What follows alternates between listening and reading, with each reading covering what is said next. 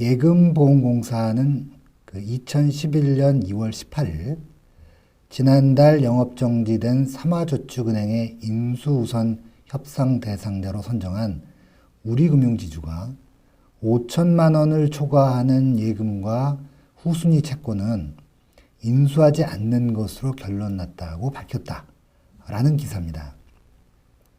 이에 따라서 1인당 5천만 원을 초과하는 예금하고 후순위 채권은 앞으로 파산재단에서 배당받을 수밖에 없는 상황이 되어서 상당 부분 손실이 불가피할 전망이다라는 이제 기사 내용이었죠.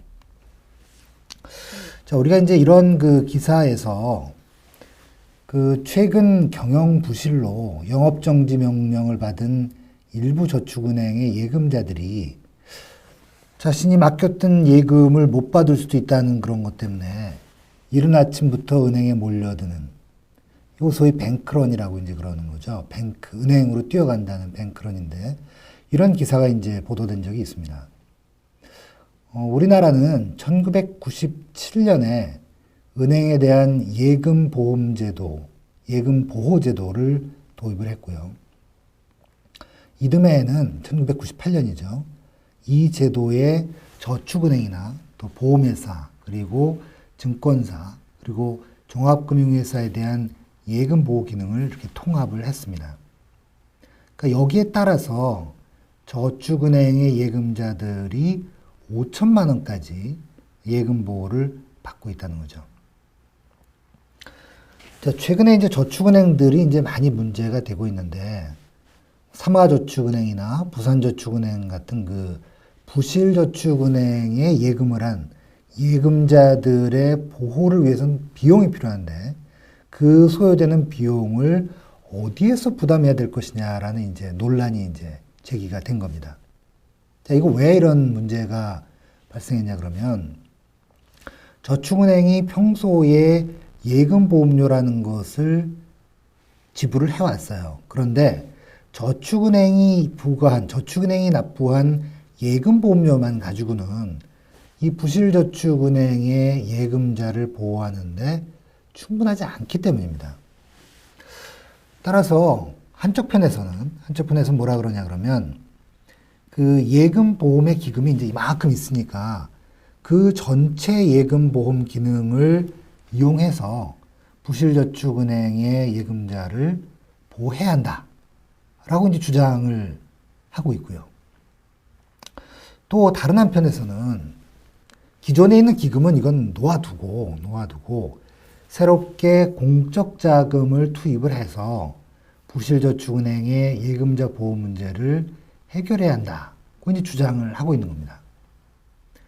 자, 그러면 저축은행의 예금자 보호라는 문제가 나왔으니까, 그러면 예금보험기금이라는 거는 뭐고 어떻게 구성되어 있고, 저축은행의 예금자 보호는 어떤 식으로 진행되어야 하는가에 대해서 이제 한번 살펴보는 시간을 갖도록 하겠습니다. 먼저 우리나라의 예금보험기금은 어떻게 구성되고 어떻게 조달되나. 2010년에 보면 2010년에 예금보험기금으로 1조 2천억이 거두어졌습니다. 그러니까 매년 이렇게 예금보험료가 징수가 돼요. 그래서 그 2010년 말 현재 6조 8천억 원이라는 예금보험료가 적립되어 있습니다. 근데 문제는 이 전체 기금을 부실저축은행의 예금자를 보호하는데 마음대로 사용할 수 없다는 점이죠.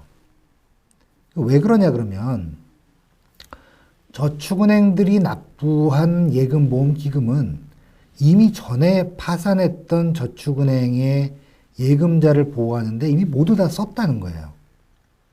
지금 현재 그 예금보험기금으로 가지고 있는 돈은 이 은행이라든가 보험사라든가 다른 금융회사들이 납부해서 모아둔 자금이라는 겁니다. 이게 이제 문제가 되는 거죠. 현재 우리나라 그 예금보험제도를 보면 은행이라든가 그 증권사, 또 생명보험회사, 또 손해보험회사, 상호저축은행, 그리고 종합금융회사, 뭐 이런 회사들이 예금보호기금에 이렇게 통합되어 있습니다. 그런데 예금자 보호에 필요한 기금이 이들 6개 금융권역별로 따로따로 이렇게 나뉘어 있다는 거예요. 통합을 이렇게 한 통으로 있는 게 아니라 다 그 은행이면 은행별로, 증권사 따로, 뭐 이렇게 상호저축은행 따로, 이렇게 따로 있다는 거죠. 또 그리고 금융회사가 예금보험기금에 납부하는 예금보험료가 이게 파산 가능성이 다 그 권역별로 다르기 때문에 권역별로 다르게 예금보험료가 부과되고 있다는 거예요. 현재 은행 같은 경우에는 예금 보호대상 예금의 0.08%를 예금보험료로 납부를 합니다.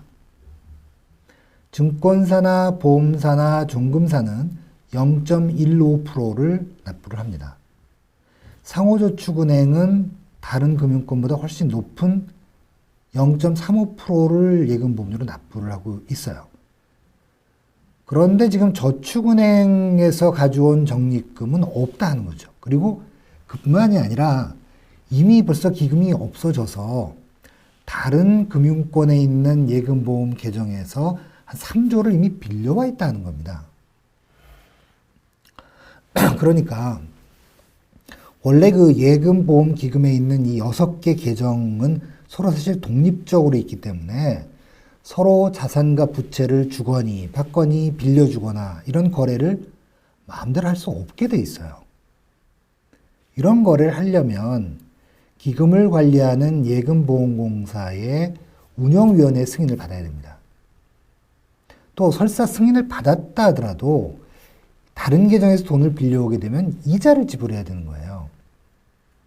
현재 기금이 고갈되어 있는 저축은행 계정이 은행이나 보험회사 계정으로부터 한 3조 정도를 빌려왔는데 사실 어렵잖아요. 저축은행이 지금. 그래서 이런 어려운 사정을 감안해서 현재 이자는 받고 있지 않다 그래요. 자, 그렇다면 이제 여기서 하나 퀘스천. 왜 예금보험 기금을 이렇게 금융권역별로 나누어서 관리를 꼭 할까? 물론 퍼센테이지를 다르게 해서 받았다 그러지만 한 통으로 관리를 하는 게 낫지 않느냐. 우리나라 예금보험기금이 왜 이렇게 나뉘어서 독립적으로 이제 되느냐에 대해서는 대개 두 가지 이유가 제시가 되고 있습니다. 첫째는 앞서 이제 설명한 대로 이제 1998년에 예금보험 기능이 이렇게 통합이 됐는데 문제는 그 전에 이미 은행이나 증권사나 보험사나 종금사나 저축은행별로 적립되어 있던 기금들이 이렇게 따로따로 있었는데 이걸 합치질 못했다는 겁니다. 왜 그랬을까? 통합을 하려고 보니까 은행은 기금이 한 500억 정도뿐이 없고 보험사하고 저축은행은 한 2,400억, 2,500억 요 사이로 가까이 있었고 종금사는 1,700억 정도가 있었다는 거죠. 서로 이렇게 금액이 다른데 형평성 차원에서 봤을 때 이거를 하나로 통합을 해가지고 뭐 500억 낸 놈이나 2,500억 낸 놈이나 똑같이 하자. 이게 어려웠다는 겁니다. 그리고 또 하나의 이유로는 각 금융 권역의 위험도하고 그 금융권을 감독하는 감독 수준이 서로 다르다는 거예요. 예금보험제도가 왜 필요할까요? 원칙적으로 소액 예금자를 보호해서 금융시장의 안정을 유지하기 위해서 이게 도입된 제도입니다. 자, 이 제도의 가장 큰 문제점이 뭐냐 그러면 예금자들이 금융기관이 망할 위험, 즉 부실한 정도를 고려를 하지 않고 제일 높은 금리를 주는 금융기관에 예금을 하려고 그런다는 거죠. 이건 하나의 도덕적 해이 현상입니다. 그 파산할 가능성이 높은 금융회사일수록 사실은 예금 금리를 많이라도 받아서 자금을 빨리 확보하려고 그래요. 그래서 높은 예금 금리를 제공을 해서 많은 예금자를 끌어들이게 되고 이들 금융회사가 파산할 경우에는 이제 예금보험기금에 부담을 주게 되는 거죠. 따라서 예금보험제도는 원칙적으로 부실 가능성이 낮은 그런 우량금융권을 보호 대상으로 해야 하죠. 또 예금보험제도를 도입할 경우에는 금융기관이 망하면 안 되잖아요. 그러니까 금융기관이 파산할 가능성을 낮추기 위해서 감독을 막 강화해야 됩니다. 그런데 보세요. 이번 저축은행 사태에서 보듯이 저축은행 등 일부 금융권에 대한 감독은 은행 같은 이런 금융권에 비해서 상대적으로 충분하게 이루어지지도 못했고 적절하게 대응하지도 못했다는 거죠. 부실 가능성이 작은 우량금융회사가 많고 감독도 적절하게 이루어지는 금융권하고 그렇지 않은 금융권에 대한 예금보험기금을 이렇게 합쳐버리게 되면 결국 어떻게 돼요? 감독 잘 받고 망할 가능성이 없는 금융권, 거기에 예금을 낸 사람들의 예금 중에서 일부를 가지고 부실한 금융권에 계속 지원을 해야 된다는 문제라는 얘기죠. 그래서 예금보험기금을 금융권역별로 이렇게 나누어서 관리를 하고 있었다는 겁니다. 자, 그렇다면 다른 나라는 어떨까요? 다른 나라는. 미국을 제외한 많은 나라에서는 현재 은행이나 저축은행이나 신용협동조합 같은 대부분의 예금 수취기관, 예금을 받는 그런 기관에 대한 예금보험 기능 및 예금보험 기금이 통합돼 운영되고 있다 그래요. 미국은 좀 다르다는 소리죠.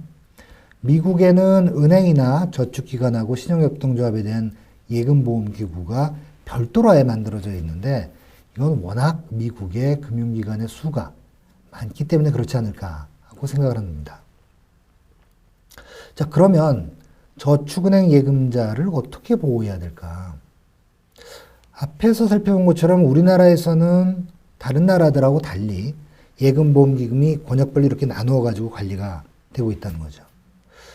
그렇지만 부실저축은행의 예금자를 보호하다가 저축은행 계좌에 막대한 손실이 발생을 했는데 은행이나 보험회사 등 다른 금융권역이 도와주지 않으면 어떻게 되냐는 얘기예요. 그럼 어떻게 되냐 그러면 정부가 결국 공적 자금을 투입한다는 얘기인데 정부의 공적 자금은 어디서 나옵니까? 결국 우리가 낸 세금을 가지고 도와줘야 된다는 거죠. 이건 참 문제가 많은 겁니다.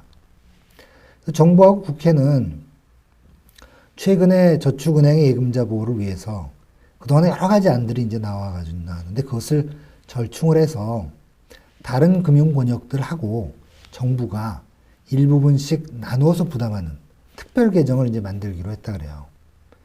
금융회사들은 매년 부담하는 예금보험료의 55%를 해당 권역의 계정에 적립을 하고 나머지를 특별 계정에 이제 적립을 한다는 거죠.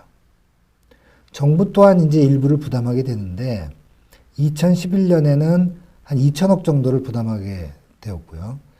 근데 이런 방법은 이제 이게 지금 처음 나온 방법은 아니고 지난 1998년 금융위기가 발생을 해서 수많은 금융회사가 파산했을 당시에 금융회사하고 정부가 비용을 분담한 사례하고도 유사한 방식입니다.